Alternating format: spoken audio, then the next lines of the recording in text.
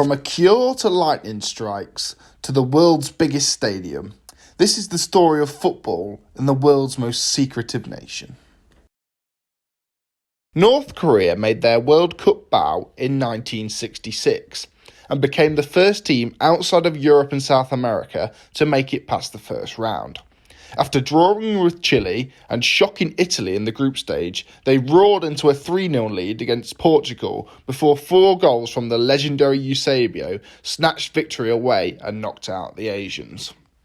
54 years later, they finally qualified again, becoming the lowest ranked side ever to do so.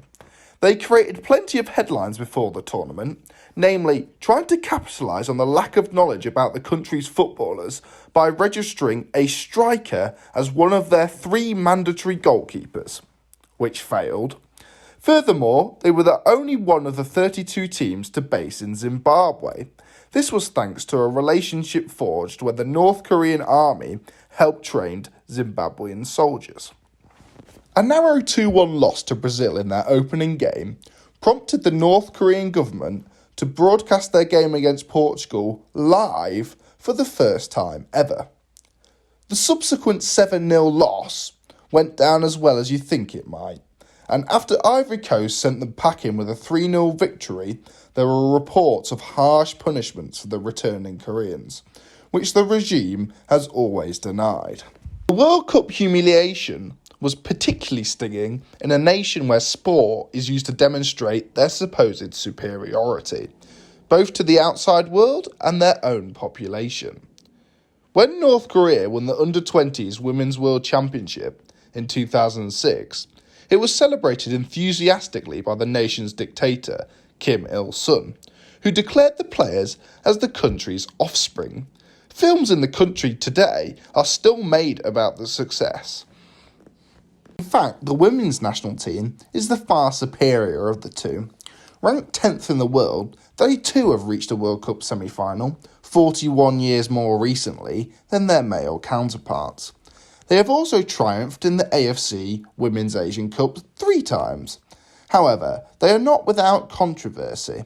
At the 2011 World Cup, the team failed a drugs test and was subsequently banned for the 2015 edition. Rather bemusingly, the explanation for this was that members of the playing squad had been struck by lightning and were administered a traditional Chinese medicine extracted from a deer's musk. Domestically, clubs are named after government institutions, like they are in many socialist countries, which is discussed in this video that you could watch after. The most successful club is named April 25th, owned by the army and named after the day of the army's creation. The other clubs that represent government institutions are Amagna Crag for the Ministry of Social Security, Jebai for the Air Force, Kigwancha for Rail, and Kim Chaek for Culture and Fine Arts. North Korean teams did not feature in continental competition between 1991 and 2017, due to, among other things, violating FIFA transfer rules. However, when they have competed, they've held their own.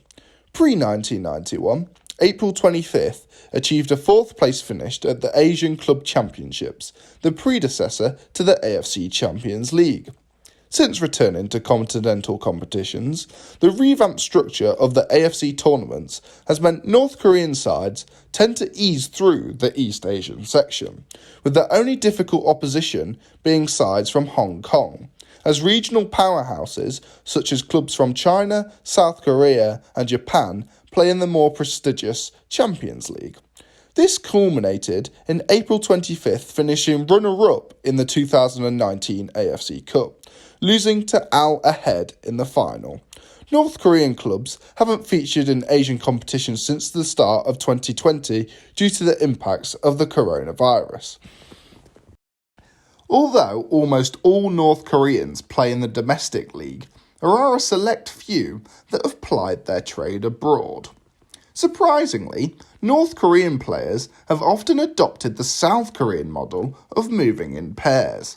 First to Russia and China, due to diplomatic links, before into Eastern Europe and Switzerland. Most notable of these is Hwang Hwang-song. He became the first North Korean to score in Europe's top 5 leagues while playing for Cagliari. After 2 years at Cagliari and on loan to Perugia, he moved to Juventus, initially on loan with an obligation to buy. He was the first Asian to be named in a matchday squad for Juve.